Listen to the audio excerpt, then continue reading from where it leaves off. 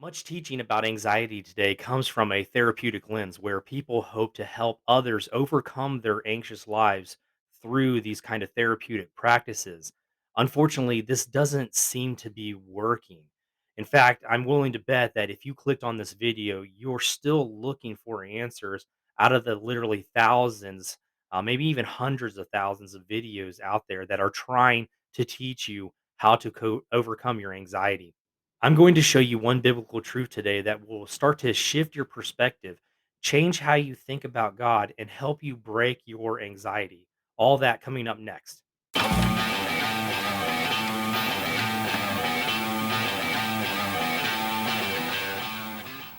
Why are people anxious?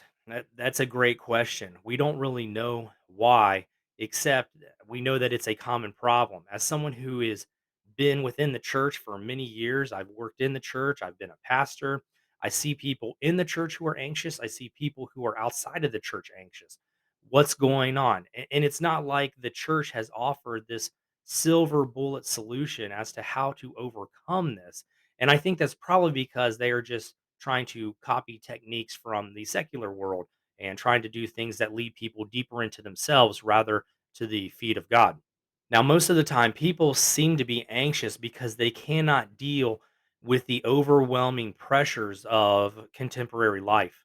Whether these pressures are real or not, many people see our life in this kind of postmodern society. They see it as a monster. They see life as a monster that is putting immense pressure on them, that is willing to devour them if they cannot keep up all the conventions that life is supposed to happen for them. And so this causes a great deal of fear and anxiety in these people. They are fearful of this monster, this behemoth of life.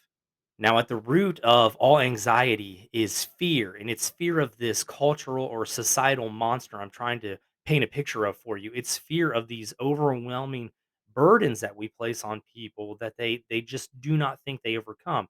They think that the monster is too great, they cannot fight back. And so they are fearful of the monster, but at the same time, they are also growing anxious every day because that fear is driving them to anxiety. And so whether or not this fear is rational or irrational, what is producing is it is producing a generation of people who are completely anxious just about everyday life. It's not as if these things are a real monster. It's just the monster of the expectations of life that is supposed to be happening every day. And people who are anxious, they're fearful because they can't live up to these kinds of societal expectations or even family expectations or whatnot. They're just there, and people are afraid of this, and it's causing them to be anxious. Now, what I would argue is that this fear is misplaced. It's not that fear is a bad thing, it's that the fear is misplaced and it's causing our anxiety. Fear is actually a very helpful mechanism that we have, whether you are a Christian or not. You should believe that we have fear somehow ingrained in us instinctually, innately to help us survive everyday life. And so, why are we often afraid of heights? Well, it's because you can fall and die. Why are we afraid of going underwater too long? Well, it's because you can drown and die. This is Fear is a proper mechanism to help us escape, to help us give us a sort of instinctual wisdom about how to properly survive life. So, the idea behind fear and anxiety, this relationship, it's not that fear is bad. Fear can actually be a very helpful thing in surviving life. The problem with fear that produces anxiety is that, as far as my Christian belief goes, this fear has produced anxiety because the fear is not placed in its proper context. It's not directed at the proper thing. So, in the case of the modern contemporary anxiety, the fear is often directed at the cultural monster, the behemoth I have been describing, and that is misplaced. We see this monster, this growing societal expectation, we're afraid of it, and it causes anxiety in our lives. And we are terrified of this monster because the expectations of the cultural behemoth, the societal behemoth, they are so much greater than the answers that our culture is trying to give us. The answers that we get that cause us to look inward, to look at ourselves, to build ourselves up, they seem so much less than the monster out there that we're trying to fight, the expectation, the responsibility, the whatnot, the behemoth. We're trying to fight that, and everyone is telling us just look inward, and it's not working. Now, in the biblical context, especially in ancient Hebrew and Near Eastern mythology, there was this character known as the Leviathan. The Leviathan was this great and massive monster that was meant to represent or symbolize chaos in life. Now, you don't need to believe in the Leviathan to learn a lesson from this. In fact, you can just understand the Leviathan as a mythological character, but the idea is that he represents chaos. We don't need to see a literal monster like a Cthulhu sitting at the depths of the sea that is chaos. No, the Leviathan in these ancient mythologies represented a kind of chaos that people feared. And if they placed that fear towards the Leviathan, a lot of anxiety could actually be produced from that. So in a sense, if we take this Leviathan character and we try to see him as a symbol of what we fear, this Leviathan is kind of like the behemoth of societal expectation that I had been trying to describe. Often we see this as a sense of chaos. Well, the Leviathan, he is symbolizing chaos and why people tend to mess up, why they go wrong, and how they are and what they're believing and how they're allowing fear to dictate their lives is because they improperly place their fear towards the Leviathan, towards this agent of chaos, rather than in the right direction, which is towards God. We're afraid that there is this Leviathan kind of lurking in the shadows, waiting to devour us.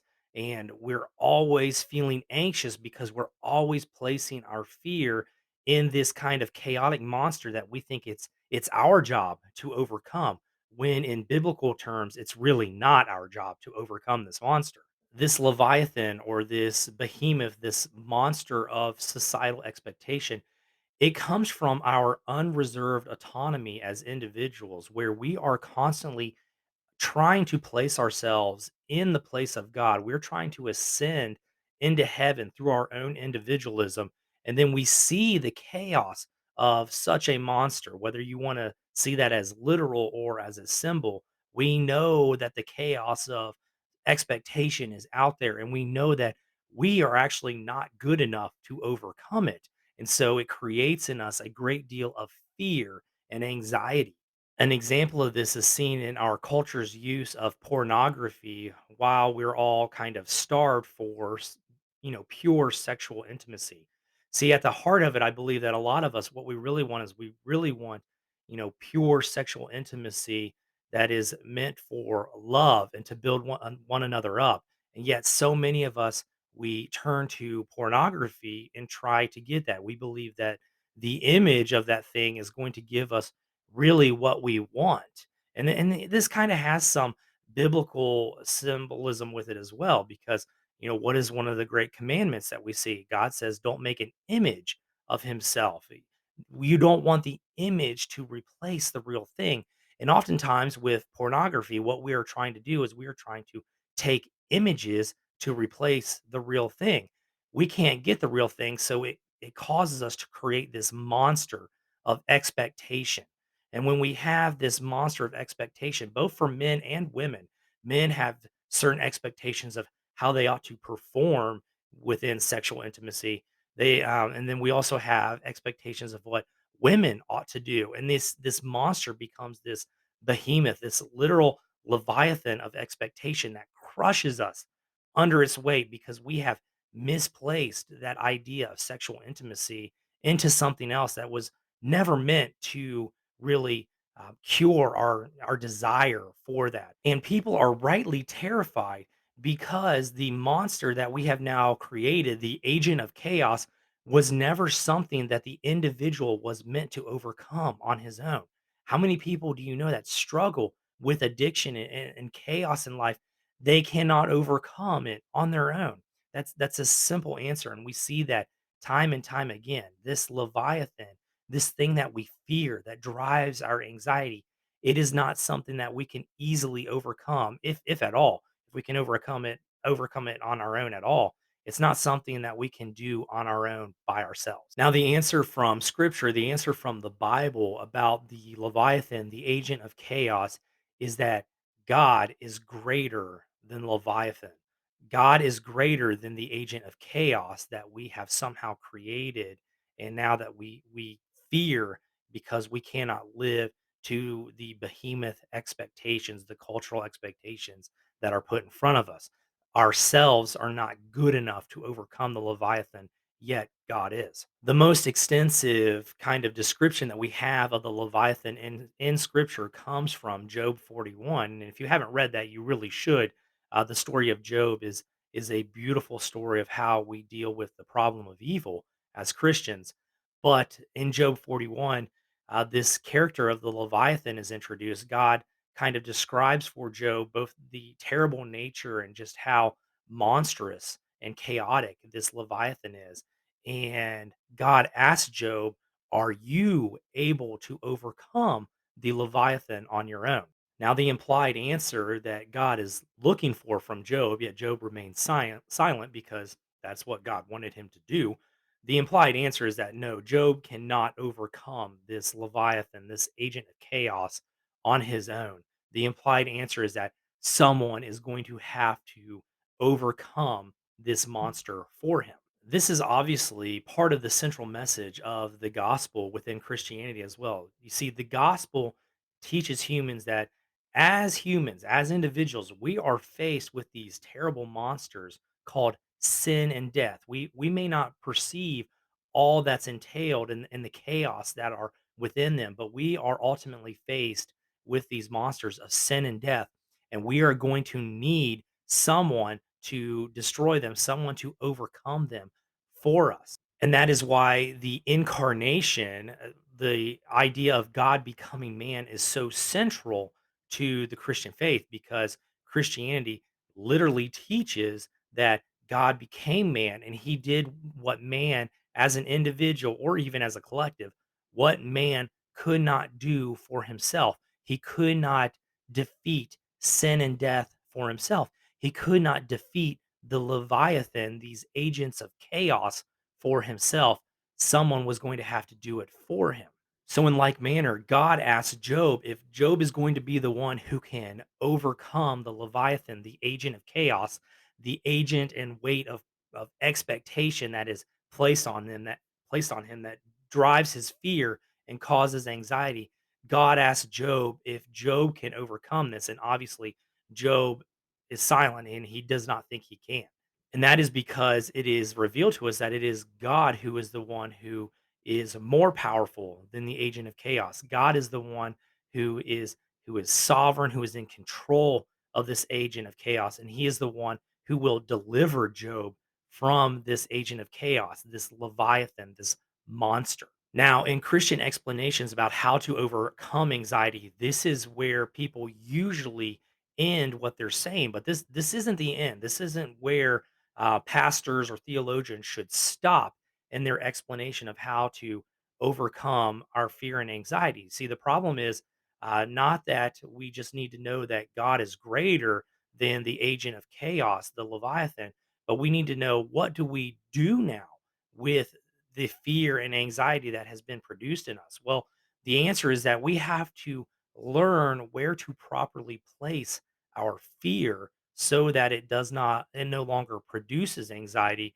and we allow ourselves to see God as the one who is in control of the chaos that we see in our lives. So you know how I was saying earlier that fear is good for us. It is a mechanism, an instinct, an innate knowledge, if you will, of something that allows us to overcome and to keep us really safe and helps us survive in life.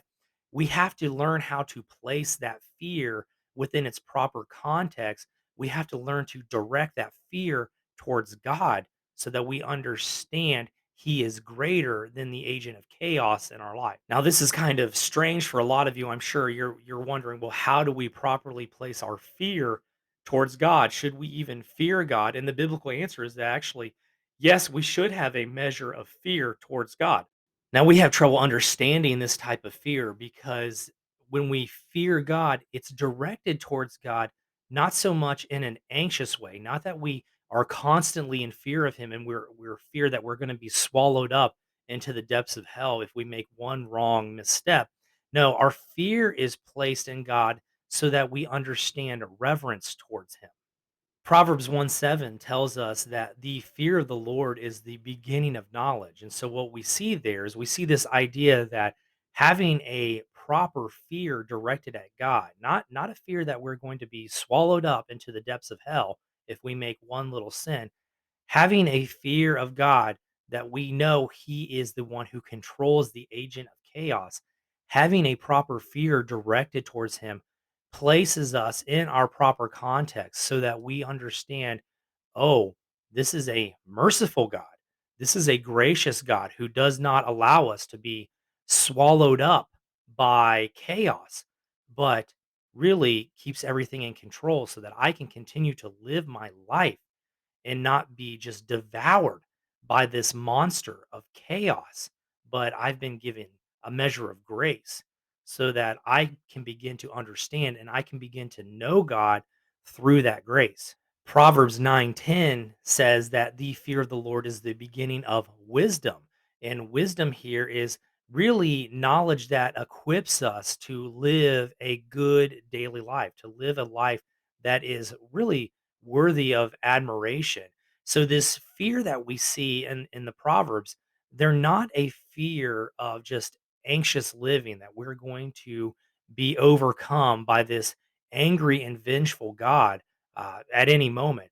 This is a reverent fear. This is a fear that understands God for who he is, God who is the proper one who really overcomes the agent of chaos, the Leviathan, and gives us a measure of grace so that we don't actually have to live anxious lives. We can live lives that begin to know God through this grace and begin to live with great wisdom. And we can flourish as people when we put ourselves in that proper context, when we understand that a sort of reverent fear should be directed towards God, not a fear of a murderous God or a God who's an egoist or a God who can just send us to hell at any moment, but a fear of God who is much greater and much more powerful than the agents of chaos we see in our lives. So I hope you enjoyed the video today. I hope it was helpful in understanding the biblical context and what it says about fear and anxiety. Not that we need to turn more inward and we need to think that we are more powerful and we can overcome ourselves. We need to project that fear towards God in a healthy way that we see great reverence for God and we can grow in knowledge and wisdom that really allows us to flourish because it is God who has overcome ultimately the ultimate agents of chaos, sin and death. He has overcome them for us and we can live in that grace that he has provided for us in that. So hope you enjoyed that. Peace and grace to you, brothers and sisters. Read a good book. I pray the Spirit continues to illuminate you, and God bless you.